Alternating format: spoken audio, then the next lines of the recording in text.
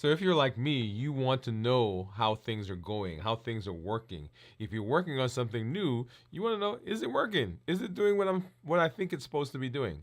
And so tonight's episode is about something truly transformative: metabolic flexibility. If you've been working on fasting, adjusting your diet, or aiming to reverse diabetes, understanding and developing metabolic flexibility is a game changer. But how do you know if you are becoming more metabolically flexible? And that's what we're going to be talking about tonight. We'll first talk about what metabolic flexibility is. What does it really mean? It's your body's ability to efficiently switch between burning carbohydrates and fats as fuel, depending on what's available. Think of it as, training your body to become more adaptable when it uses the efficiency or using the fuel that it has available to it. This is without insulin spikes. It was without blood sugar spikes. This adaptability is essential for long-term health, and it's especially valuable for those who want to focus on reversing diabetes. Hey, if you're new to me, I'm Dr. Dwain Woode. That's Wood with an E. The E stands for endocrinology. Here on the channel, I educate, I empower, and I encourage you to take charge of your health and your life, avoid complications, and go to the next level in this year, new you. I'm talking to adults with type 2 diabetes who want to reverse their diabetes, who want to put their diabetes in remission, get off of diabetes medication. That's what we're doing right here. If you're new, go ahead and put new in the comments because I'd love to welcome you with a hand clap and some music and let you know that we're happy that you are in the space. If you do have questions, go ahead and put a Q in front of the question with that question, and we'll be happy to answer those as we get throughout the show. That's right. That's right. If you are with us, we've been fasting. I am now 49, almost 50 hours into the fast for this week and heading to 72 hours for this week, as you know how we do. If you've been following us also, you know that I've got some things here we're going to look at in just a minute. I thought we were, but we are going to look at it in just a minute. I've got my monitors. I've got my reports that we're going to take a look at so you can see what my blood sugars are. Okay, there we go. We're going to take a look and see what my blood sugars are so you can see what's been happening over the last several days. And here we are. Yeah, there we go. There it is. Boom. Okay. And so here I've got my monitors, right? I've got my Keto Mojo. I've got my contour meter. And then right down below, that is my Dexcom Clarity report that we'll take a look at here in just a minute. Before we go on, I want to remind you, if you've not already done so, make sure you get over to our channel and you want to watch. Well, that's not what I intended for you to see right there. Let me pull that up so we get a better view of. Here we are. There we go. There we go. So that you get over to the channel, and we've been working on the COPE model, COPE, clarify, observe, pause, process, pick, and execute. This is a model that we have taught, that we've been using on how do we interrupt the amygdala, which is that part of our brain that's kind of that automatic part that is based on survival. So you see a tiger and you want to run, right? That's the amygdala's job. But the prefrontal cortex, the thinking part, says, hey, wait a minute, that tiger is in a zoo, so we don't have to run. And so often, because we get into situations where the amygdala takes off, it hijacks the process, and we never get that thinking part, so we end up eating, we end up buffering, we end up with behaviors that we don't want to do that sets us up in our metabolic space for difficulty. So make sure that you get over and watch that. We've done that over the last several weeks. We've got a playlist on the YouTube channel that talks about managing emotional eating, right? So make sure that you do that. So also want to welcome all of you who are out there from whatever platform you may find yourself right now, whether it's Instagram, LinkedIn, Twitch, Facebook, of course, here on here on YouTube. Glad that you're here. I do see Jennifer out there. Hey, Jennifer. Jennifer saying howdy. Glad that you're here to join us. And whichever platform you're on, thank you for being here in this space. As I always do when we are doing our fast, we're going to do a check-in. But let me kind of give you a little bit of backdrop. We are working on reversing diabetes. And in that process, we've been on a path, right? There's a path that you will follow. All of those videos are on the channel as well. Some of the tools that we're learning are tools that we are implementing here in this space. I shouldn't say some of the tools. The tools that we're learning, we're implementing here in the space. And one of the most powerful tools that we've learned is this idea of fasting. And so on a weekly basis, we come on. I've been doing a 72-hour fast. Many people are doing 24-hour fast, 26-hour fast. Jennifer, remind me how many hours you were in. I think last night you were at 26, I believe. And so we've been using fasting as one of the tools to help us reverse diabetes. And the reason fasting is so fascinating is because it hits all of the pillars of reversing diabetes: decreasing insulin, suppressing the appetite, and reducing sugar. All of those are hit by fasting, and we love fasting for its ability to do that for us. And so in the process of the New Year, New You pathway, New Year, New You path, we've been using fasting, and so these check-ins are a way to say, how do we fast successfully? What are things that we need to know? What are some tools that we need to adopt so that we can be successful in utilizing this particular tool in this space? And as we fast, right, in order to be successful, we do a check-in. And the check-in really is just looking to see how things are going. How am I feeling? How am I thinking? What's going on in my body? And those are the three areas that we look at when we talk about our check-in. How are we doing physically? How are we doing mentally? And how are we doing emotionally? Physically, mentally, and emotionally. So let's hop into it. So physically, I am feeling rested. I'm feeling energized. This week I've done a good job. I was going to say excellent, but I've done a good job of maintaining my energy, maintaining rest, right? So I came back from a trip last week and have been resting over the last several nights since I got back. And, well, that's just not last week. I got back on Sunday, and I've been doing a good job of resting. And so I'm excited about that. So my energy, I don't feel like there's a dip in my energy. I don't feel like I'm walking through quicksand. Sometimes people will say that. They feel like they're drained. None of that for this week. That's physically. Also, sometimes people will feel lightheaded, dizzy, sweaty, feel as though, that they are drained, that they can't get through, that they hit a wall. And those are all sometimes things that show up if you're not rested. And also, if you're diabetic and you're on medication, sometimes that medication can have effects on your body as well. Because remember, the point of diabetes medication is to continue to lower blood sugar. So even when your blood sugar is normal or on the low side, the medication is continuing to do that. And so that can show up as fatigue, feeling like you're drained, and so forth. Okay? So physically, that's how I'm feeling.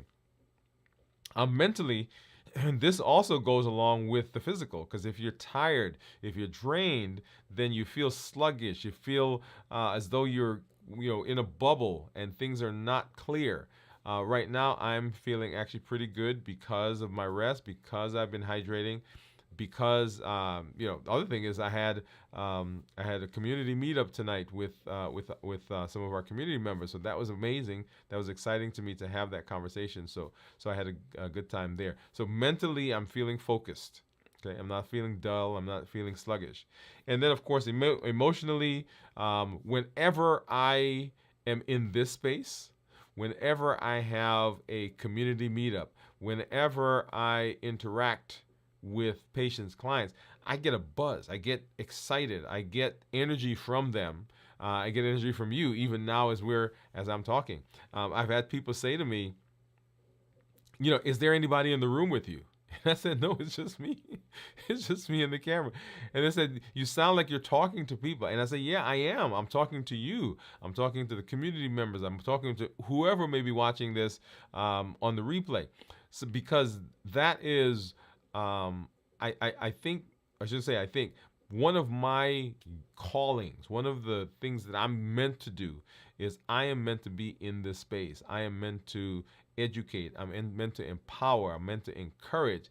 And so I really get excited to be in this space when I hear people's questions, when I see them getting benefit, when I see them, when they see the light go on. Excited. Even if there's someone right here not listening right now, I'm imagining them, right? So that visualization, I'm imagining them watching this and getting benefit. And so that is a big deal for me. And so emotionally, whenever I come on, I'm feeling excited. Sometimes when I'm tired, it is it translates into everything. That's why it's so important to make sure that you are getting good rest as you move through this space. Okay. All right. So now let's take a look. Let's go over and let's take a look at blood sugars. And we'll see what those are. First, I want to bring up my Libre and my Dexcom. So let me go ahead and pull those up right now. Let's see, where is it? There we go. Okay, I gotta close some other things on my phone. All right, so here is this is my Libre 3, and it says my blood sugar right now is 78. And once again, we're almost 50 hours into our fast for this week. You'll see the gray part in the kind of the lower part of the screen with the squiggly white line. So that range is anywhere from 70, the bottom of the dashed line, to the top of that gray part, not gray, green part is 150. And you see my blood sugars today have been a little bit above 100, and then for most of the day straddling 100 or lower, right? 100 or lower. If I take a look at my Dexcom, this is a G7, you'll see a similar thing. This one, of course, I could put my finger there and we can see what the actual numbers are. So you'll see about 12 hours ago, my blood sugars have been in the low 100s, and then continued to fall. And then let's see, what was the first time we went below 100? Right there at maybe 440, 430, 437 this evening. And then, of course, has been kind of maintaining that throughout the course of this evening. All right. Now let's take a look at these guys over here. So I've got my Keto Mojo and I've got my Contour. And Keto Mojo gives me glucose and ketones. This guy gives me just blood sugar. So let's go ahead and grab a strip and get that into the Contour. And before I get there, let me go ahead and open up. So this brown one is the Keto Mojo blood glucose strip. And while I do that, I'm going to go ahead and open up the ketones as well, because I don't like to stick myself twice. And sometimes when I don't open it right away, my drop of blood dries, and then I've got to go stick myself again. And so here I'm going to grab, let's see, am I out of those?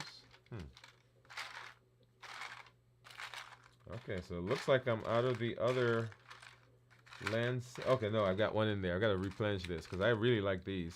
And the reason I like them, even though they hurt more, the reason I like them is that I get a consistent drop of blood on it. So okay, so basically this is a twist off. Let me go to put that back on here. So right here there is a top, and you twist that off. And when you do that, you'll see right there's a little needle that comes up that's there. And usually you put this in a lancing device, and when you hit the button, it launches it. It's spring-loaded, and it gives you a poke. But I don't use that. I have the lancet, and I've got my finger, and just find a spot on my finger, and let's go right here. Ow, ow, ow, ow, ow.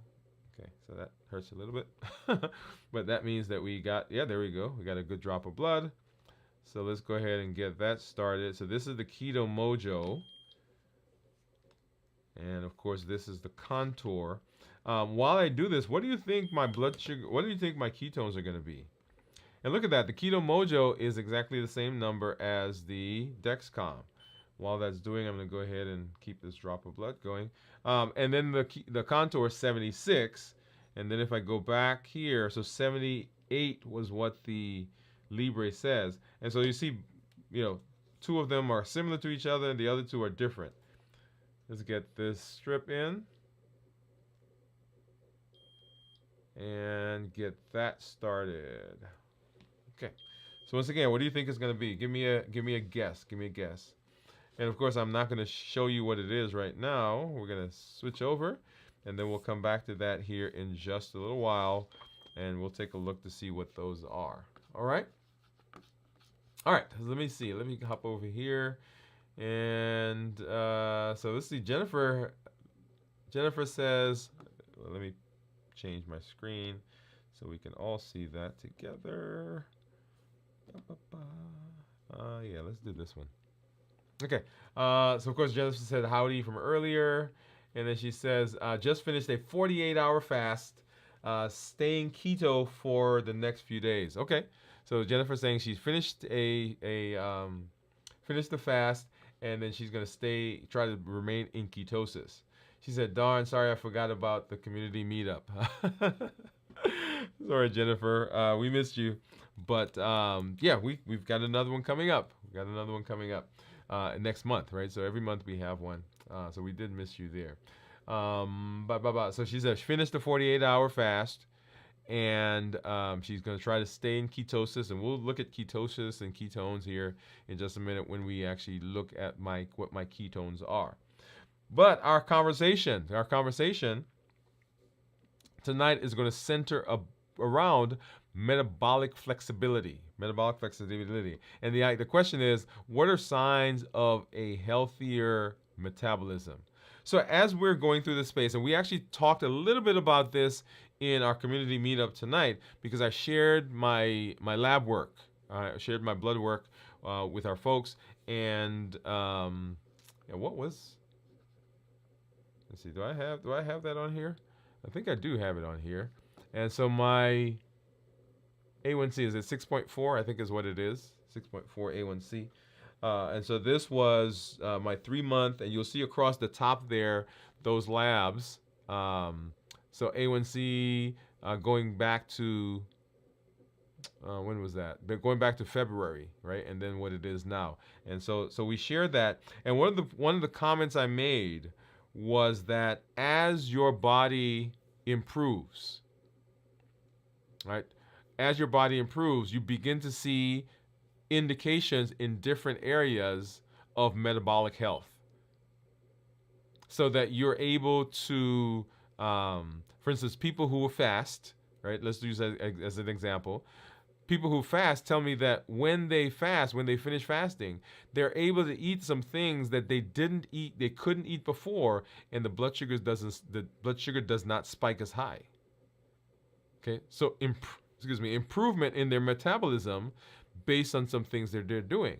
So we want to talk a little bit about what are some signs of improved metabolism as we're moving through this space. So by recognizing these signs, you'll gain insight into your progress, right? You'll see that small consistent changes can have huge impact. And sometimes subtle changes mean your body is responding positively. So we're going to jump into that. We're going to talk about it. We're going to go through. We're going to give, I think it's five signs, and then some other conversation that we'll have around that. So this helps you to understand how these things relate to your metabolism, how they relate to your health, and you can celebrate the wins when you recognize this, right? Because these mean that you are on the process, you're in the path, you're in the process of improving your body, and your body is adapting. Okay, so signs of healthy metabolism. And if I had to give a secondary title it would say key indicators of a healthier, adaptable metabolism. Okay. Oh yeah, I was making a point that during our community meetup, there are some labs that we looked at. For instance, my C peptide. And one of the things that happens is when blood sugars are high, when blood sugars are uncontrolled, the C peptide is low. But as you become healthier, and the C peptide is a marker of how much insulin your body is producing. But as you become healthier, the pancreas gets healthier, that C peptide begins rising. And that's the reason why post fasting, you can eat things that you couldn't eat before and not have as big a spike in your blood sugar. Because your body is changing, it's adapting, it's getting better. The metabolism is improving. Okay? So what is metabolic flexibility? So metabolic flexibility is the ability to switch between burning carbs and fats as fuel. When we first started fasting, it took our body a long time to move between carbohydrate and ketones because it wasn't used to that. But as we fasted, as we've gotten better, then the body switches more easily. So metabolic flexibility helps support stable energy levels. As we've talked about before, when we're relying on sugar or carbohydrates in the body, blood sugars fluctuate, right? So you can feel those fluctuations sometimes. But when we are burning fat, we're burning ketones, we have more stable, it's a cleaner energy source that the body has access to. And so we don't get those fluctuations. And so why is metabolic flexibility, why does it really matter? Because it supports a steady energy flow, right? So we avoid those energy crashes. And those have implications for your appetite. Because when you have energy spikes and energy crashes, guess what you do? Right? People tend to eat when they feel that, right? They feel that fluctuation. So metabolic flexibility improves your health resilience. So it helps you adapt to dietary or lifestyle changes more smoothly because your body is able to make the transition. It enables efficient fat burning because it doesn't take us long to get into that process, right? It fosters a lean energy source in the body and fosters a lean, energized body, I guess I should say.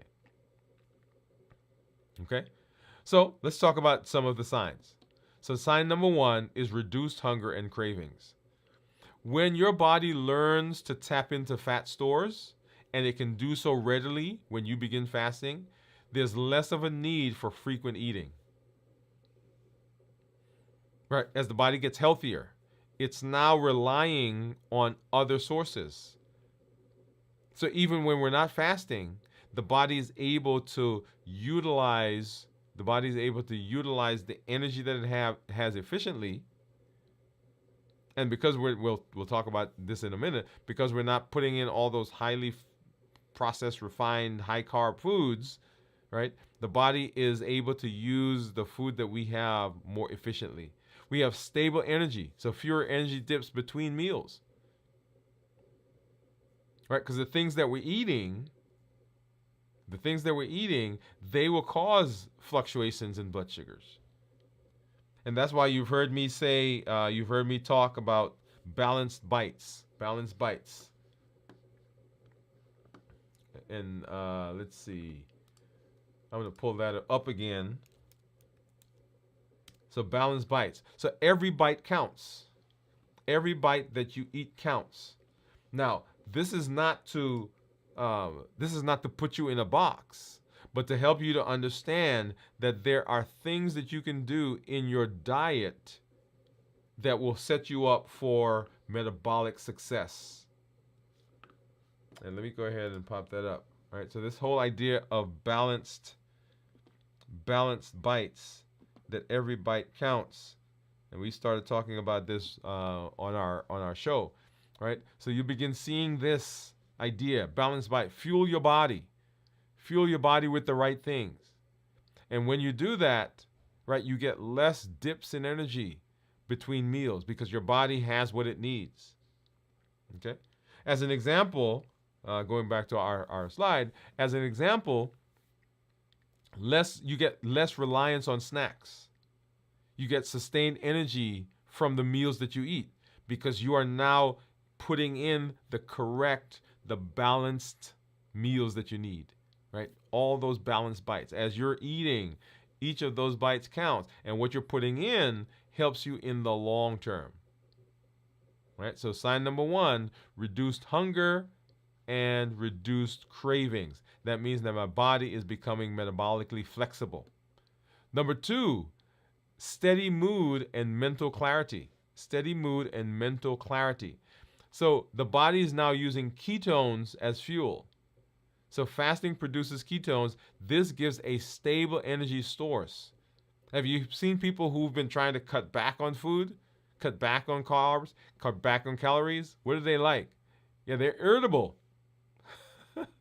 right? Because the body is still reaching out to get energy from carbohydrates, but you've cut back on it. So you're irritable. You're annoyed. But with the fasting, when our body's adapting, it can reach out and it can grab a stable energy source, right? So how do we know that we are more metabolically flexible? We're less hangry and irritable. Blood sugar highs and lows decrease, so we're not getting those fluctuations anymore. We have improved focus. It enhanced cognition and the function that we have during extended periods between meals. So we're not as frustrated. We have mental clarity, and we've talked about mental clarity here in this space before, right? So mental clarity.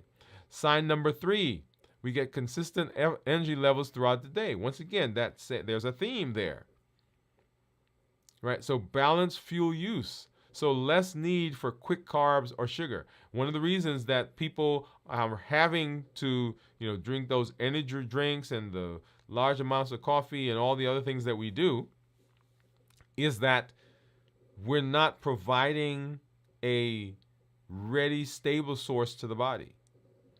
But when we become metabolically adapted, then the body is able to access that. It's able to use it so we don't have to grab those quick carbs. Because remember, those quick carbs, they cause spikes in blood sugar. A spike in blood sugar causes insulin to come up, and we know already that insulin is an issue. Right? We talked about it a little bit more in our community meetup tonight about how insulin causes and I guess let me talk about that here. One of the disease processes that we've talked about is polycystic ovarian syndrome. And so in women, they have, not just in women, but everyone, their pituitary produces a couple of hormones. One of the hormones they produce is something called follicle-stimulating hormone, and one is called luteinizing hormone. And these are responsible in the female, in the woman, for the menstrual cycles and ovulation, all the things that go along with reproduction.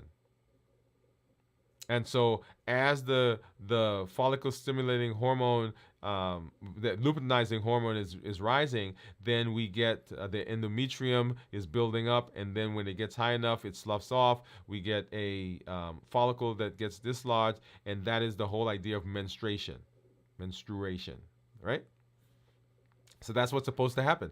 Because we get fluctuations, right? It's a pulsatile process that goes on in the pituitary. But when our insulin level is high, insulin resistance, where you have hyperinsulinemia, that high insulin level causes those hormones, instead of having that pulsatile manner, it becomes linear. So it doesn't pulse anymore. And remember, we need the pulse for all the things that go on with menstruation and reproduction. So if you're not getting the pulsatile manner, guess what happens? It doesn't happen, or that process does not go through, and so you now become, or you get this idea of polycystic ovarian syndrome, right? So elevated testosterone, or hyperandrogenism, I shouldn't say testosterone because there are other androgens, oligomenorrhea, so decreased menstrual cycles, and cyst on the ovaries, polycystic ovarian syndrome, right? All of that comes because of this elevation that we have in insulin, right? Hyperinsulinemia. So when we are eating high carb, high sugar, high all that stuff, right? We're getting this insulin that's coming out, and that hyperinsulinemia is causing other things. Now we talked about PCOS, but there are some things that go on in the male as well. Okay, so when we are metabolically flexible or adapted, we get fewer afternoon energy slumps. The body can rely on fat for reserves. Right? Some people say I hit a wall in the afternoon. That's because energy levels are your fluctuations in your carbohydrates. When we're metabolically adapted, we feel energized even when we're fasting. Yes, right? It's a key sign of metabolic flexibility.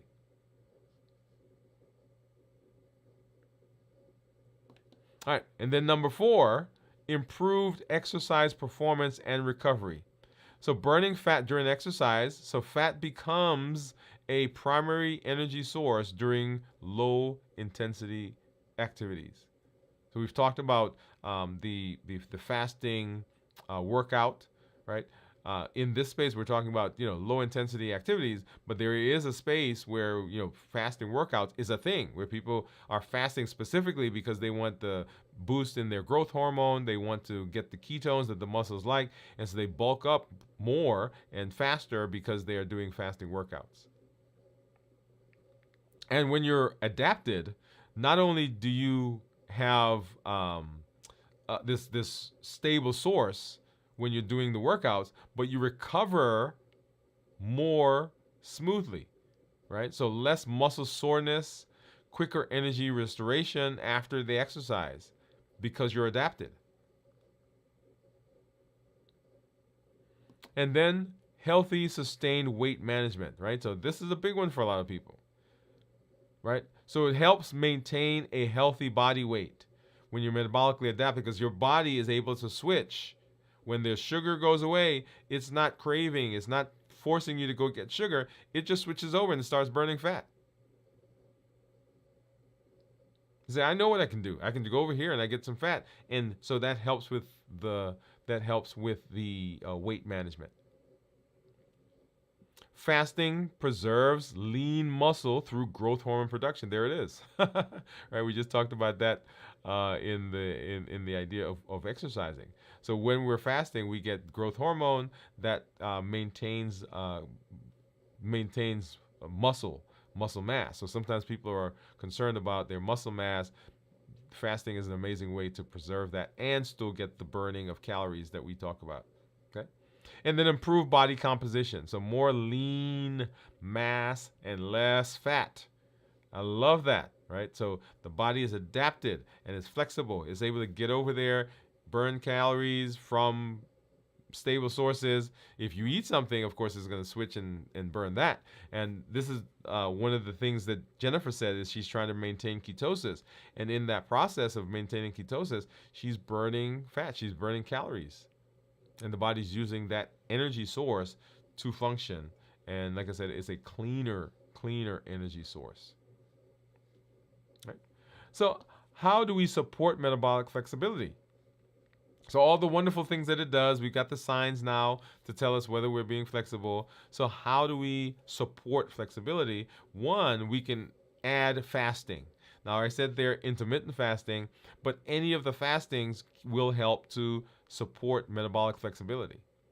For those of you who are starting now, or those of you who have not done long fast, this is your first time into fasting, starting where you are, very important. Start where you are. If you're sleeping for 8 hours, that's your fasting time.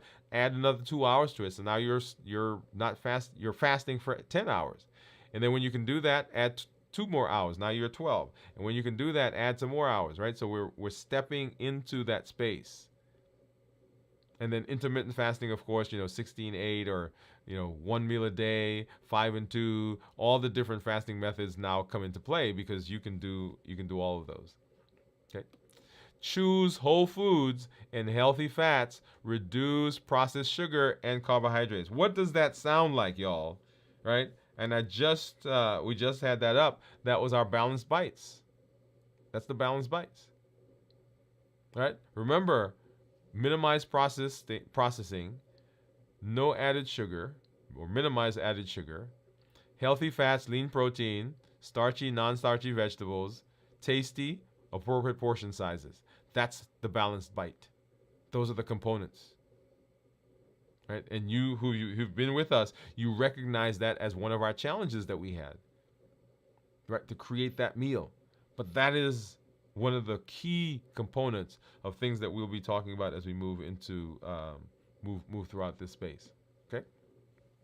All right. Right. So choose whole foods. Choose balanced bites. I'm not even gonna say whole foods anymore. Right. Choose balanced bites. Balanced bites. Stay active. Right. So mix low and high intensity workouts to train energy adaptation. So get out there, move. We've said that you get a bigger bang for your buck when it comes to food in the kitchen, right?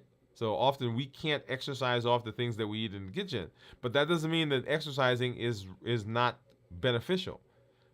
Get out there, exercise, get your exercise on, as they say, right? You want to do that. You want to incorporate that into your day.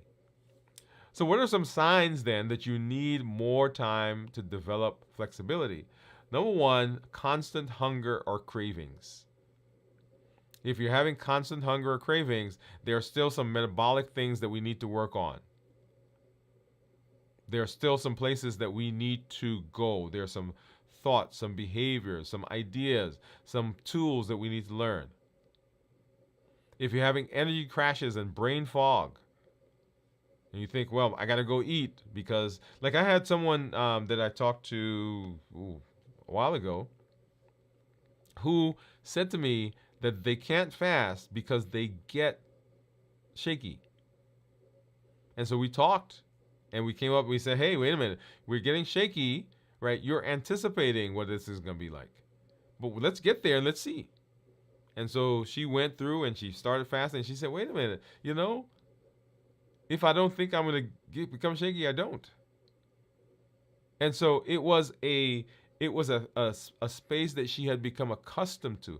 Her body had become accustomed to eating. So when she didn't have that food in, then the blood sugar started to drop, as it should, right?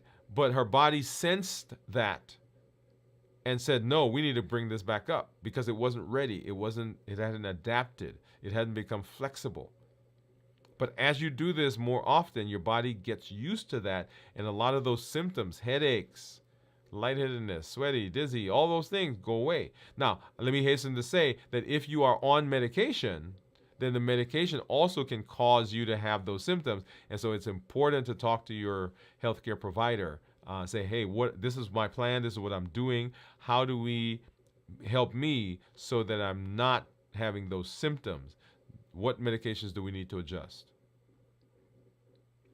Okay, so signs that you know that you still need time. So constant hunger and cravings, energy crashes and brain fog, and then difficulty maintaining a fast. So I can't tell you the number of times that I had started a fast and I got off of it. I started the fast, got off. I started the fast, right? So I kept doing that until I was able to maintain that. But I wasn't ready yet. My body wasn't ready. Right? My emotions weren't ready. Right? I had to change my mindset. Right? So the first time some of you thought about doing a 24-hour fast, you're like, I can't do that. And then you went to a 36 and you said, well, oh man, I can't go to 48. And you've gone to 48. And some of you have gone to 70, 72 and 96-hour fasts. And shout out to a friend of mine who contacted me today to say that he was fasting and completed a 48-hour fast. Kudos to you, man. I'm proud of you. Okay? So metabolic flexibility. And then a closing thought.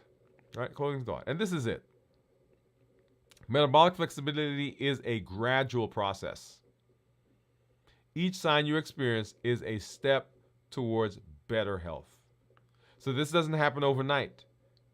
In fact, as we've learned all the tools, I've said that to you, you will try this 1 time, 2 times, 3 times, 4 times, maybe 5 times before you finally get it. But that doesn't mean that it doesn't work. It doesn't mean that there's something wrong with you. It just means that you have to practice. If I take a basketball and put it in your hands and you've never shot a basketball before, guess what? The likelihood of you being able to get it into the rim, get it in the rim through the net is not very good. But the more you practice, the better you become. If you're learning to play an instrument and you sit at the piano or whatever instrument, you sit there 2, 3, 4, 5 times, you don't get it. It's like, wow, this is not working. And so you get up. But it's because you have not been practicing. You're not used to it yet. You got to give it time. Right? So that was my thing. You know, when I was growing up, I told my parents, I fussed so much. I don't want to take piano lessons. And they said, okay. And now I'm like, man, I should have stuck with it. All right. And then embrace the journey. Your body will adjust over time. Keep at it. Keep refining your fasting. Keep refining your eating habits. Keep looking for those balanced bites. You're going to create a meal and it's going to have one of the components. And then the next time you're going to create a meal, it has another component. And then the previous one's going to fall off. But as you become better, as you go on the journey, as you embrace the journey, as you work, as you continue putting the time in, consistency, as you keep being consistent, you will find that your body begins to say, okay, I got this now. But the first time, yeah, this is going to be like, nah, let's not do this. Okay? All right. Let's see. So once again, let me make that plug. Balanced bites. As you're thinking about food, right? And we're getting into an interesting time of the year now, right? As you're thinking about food, think about balanced bites. Balanced bites. Every bite count, and the things that you put in your body, we want it to be balanced, right? Minimize processing, minimize added sugar, tasty. Make sure you have lean protein, healthy fats, some starchy, some non-starchy vegetables, the appropriate portion size. Put those things together. That is your balanced bite. So as you're thinking about food, that's where you want to be. And this is in your non-fasting time, right? Obviously. All right. Let's see. And well, that's what's still up on the screen. Balanced bites. So let's go ahead and let's take a look at my report. All right, and we'll come back. So once again, if you think you know what my ketones are, go ahead and drop that in the chat. Before I get there, let me see. We've got some folks that have dropped in. We want to say hello. Let me use this one. Here we go. So Steve is saying, great job to Jennifer. That's right, Jennifer. And I neglected to give you some music and a hand clap. Yeah, great job. Thank you, Steve. Great job on the 48-hour fasting. And Jennifer saying, hey, Steve. Pam said, I was doing good, but all of a sudden I am constantly hungry. Oh, constantly hungry. So let me hold on to that for a minute, Pamela. I'm going to come back. I want to address something there. Steve said, we all have hunger spells. My spells usually last 3 to 4 hours. Once I fight through that, the hunger goes away. Pamela said, I keep trying, but having a hard time right now. So here it is. Let me. And I made a comment in our community meetup tonight. And let me make that general statement here, because we'll talk more about this as we move through the next several weeks. There is this struggle that goes on in our mind, and it's a battle, right? Just like we have the inner coach that I've talked about and the inner critic, right? There's a battle that's going on between them, right? Hey, you're a bad person. Hey, no, you're a good person. Hey, you're a bad person because you didn't do such and such. Yeah, but look at the things that we did. So there's that constant going back and forth between those two. And one of the things that we are learning to do is we're learning to strengthen the inner coach so that the inner coach overshadows the inner critic, because the inner critic remembers all the stuff. Right?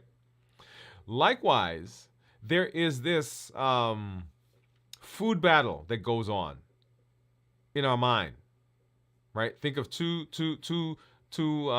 combatants, and they're fighting, and the one wants to eat the stuff, and the other saying, "No, I don't want to eat the stuff." One says, "I remember how good it tastes," and the other one says, "Yes, but we shouldn't have any of that."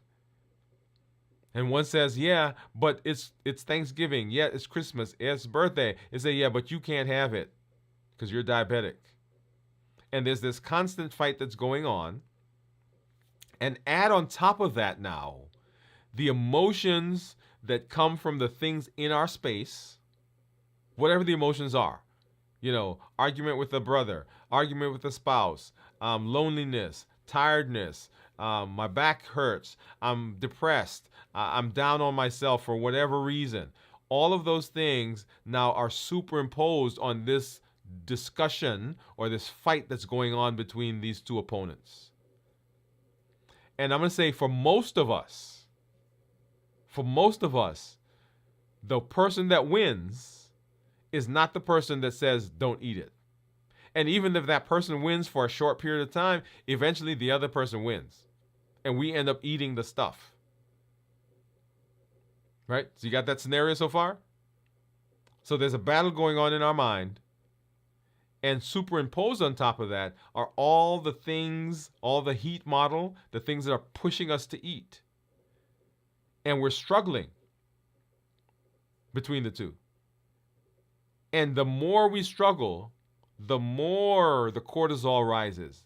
The more the cortisol rises, the more conflict we become. The more friction. Remember we talked about friction in one of our, not one of, but several of our talks as we were talking about the COPE model. Reasons why people don't pause. Reasons why people don't get through the process of becoming or putting themselves in the position where they overcome those cravings. Right? There's this friction. There's this struggle that's going on.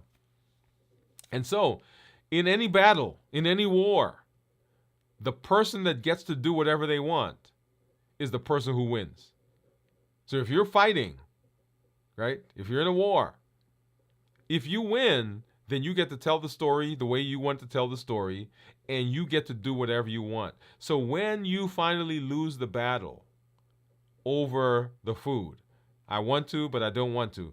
I like that, but I shouldn't eat it, right? When you lose that battle, what ends up happening is you end up eating a lot more because you basically, this other person lost the battle, and that was the person who said you shouldn't eat it.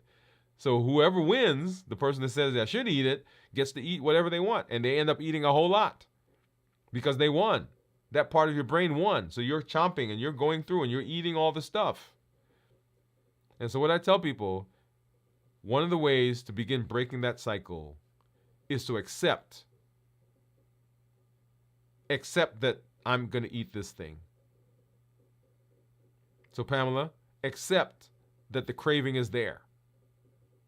Accept that there is something that you want to eat, that you're going to eat, and you are going to eat it. I'm saying that to you right now.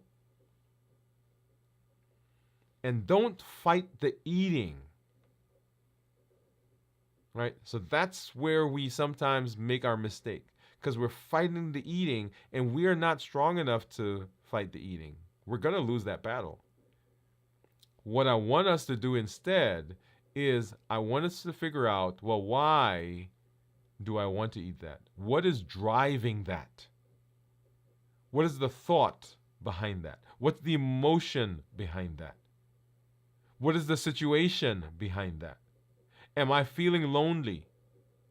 Am I having doubts? Am I feeling like I'm stuck? Do I feel like I'm alone? Do I feel like I'm not included? Do I feel like this is just me by myself? Do I feel like I'm overwhelmed? There's too much. Whatever the feeling is, let's deal with that. And if we can deal with that, y'all, that craving becomes more manageable. Now, I'm gonna say to you, it's not that it's ever like easy, but it becomes a lot more manageable. but we're not fighting the food. We're not fighting the thing. We're fighting what's driving it. We're figuring out, and not even fighting. We're trying to figure out what's driving it, because if you can do that, that sets you up for success. I know that was a long way. That's a long way to get to you. Okay. Let's see. Getting back. Let's. I know we're supposed to be looking at my blood sugar, but let's. I see some good conversation going on here. Pamela says I keep trying. So Jennifer says seasonal issues can cause hunger. It is natural in the fall for some to stock up. Hibernation feelings, right? Due to canning, I took time off and worked on holding my weight steady. Back to fasting now. Love it, right? So make a decision. Okay. And I don't know if I've told you guys my stagecoach example. I'm gonna have to do that. We have to do a whole show on the stagecoach. All right. Somebody remind me at some point to do that. Jennifer says changes in daylight and weather impact me. Yes. So there are seasonal things that go on, right? You guys heard of seasonal affective disorder? Yeah. Some people, because of changes in seasons, their hormones change. Same thing here, right? Seasons are social. They're cues in the brain. Some things get triggered, and all of that gets involved. Pamela said, hadn't thought about the daylight and weather. Pamela said, I keep trying. And Pamela said, okay. Yes.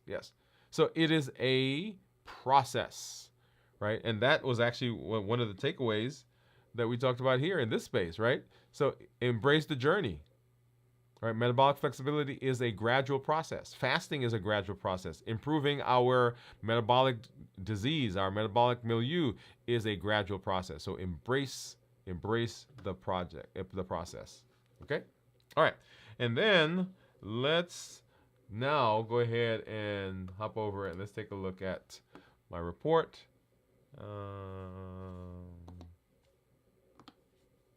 Let's see, where are we? Okay, here we are. And so you'll see there on the screen that my average blood sugar over the last couple weeks has been, this is 14 days. It's 132. Yay. Love it. Tell people I want their average blood sugar to be between 100 and 120, right? I'm in target 92% of the time. 70 to 180 is the target. But as you know, I set my upper limit to 150 because I want to know earlier. I don't want it to get to 180 before I know. My glucose management indicator is a 6.5. And you guys saw my A1C based on the last 30 days. It was 6.4, I think is what it was. Yeah. So if I were to get an A1C based on these numbers, it would approximate a 6.5, 6.5. Okay. Let's go ahead and change to a 90-day view. And my average blood sugar for the last 90 days is 134. So pretty much what it was in the other side. And my glucose management indicator, once again, 6.5. If I look at my daily graph, so I'm a little over 50 plus hours now in my fasting. And so started fasting right in here, let's see, Tuesday. Okay, so started fasting right in here as my blood sugars were coming down. And so 24 hours later, 103. That's 24 hours. And then 48 hours, which is where we were here, 86. Okay, and we'll see what that does as we get further into the fast. So tomorrow will be 72 hours in terms of the fast. All right, so that's where we are. Let's hop over and take a look at my monitor. And let me see, do I have any guesses? Do I have any guesses out there? All right, so we'll pull this over. And let's see how I need to get a view on here where I can see the comments and see my meter and see my phone, my Keto Mojo app. So I gotta create that scene. All right. But for now, we kind of do it the old way, which is where we pop these two up and go ahead and get synced. So Steve says 1.8 is what he thinks my that's what he thinks my ketones are going to be, 1.8. So let's see, Steve. Let's see if you got it. All right. So, oh, you know what? I got to turn it on. If I don't turn it on, it won't sync. All right. So there we go. All right. So there we go. 1.8, 1.8, Steve. Let's see. And 85 blood sugar and 1.3. Okay. So Steve, you 1.8, 1.3.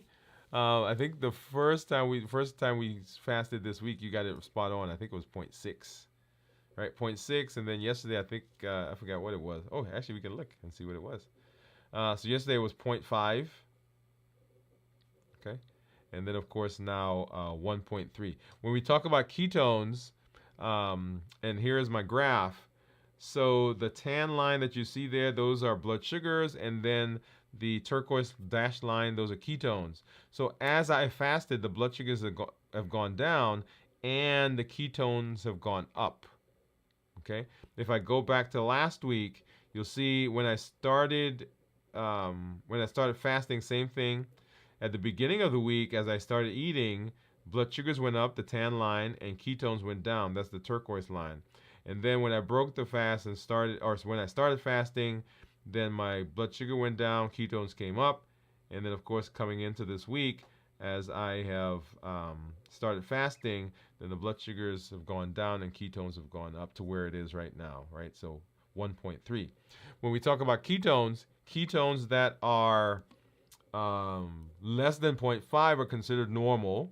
0.5 to 1.5 considered nutritional ketosis, and then above 1.5 considered therapeutic ketosis. So we want to maintain at least a 0.5. So as Jennifer is talking about staying in ketosis, we want a 0.5 or higher, right? So ketogenic, we want a ketosis process.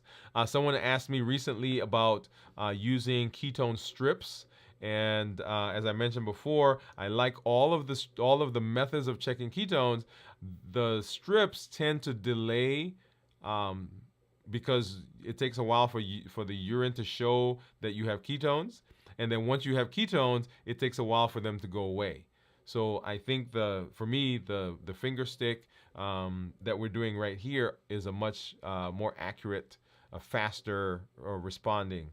But you have the breathalyzer as well, and then you have the urine strip. So all of those are methods of doing checking ketones. Awesome. All right. Well, as always, I'm excited to have been in this space with you. I love the fact that we can come on. I love the conversation that we had tonight. Keep coming through.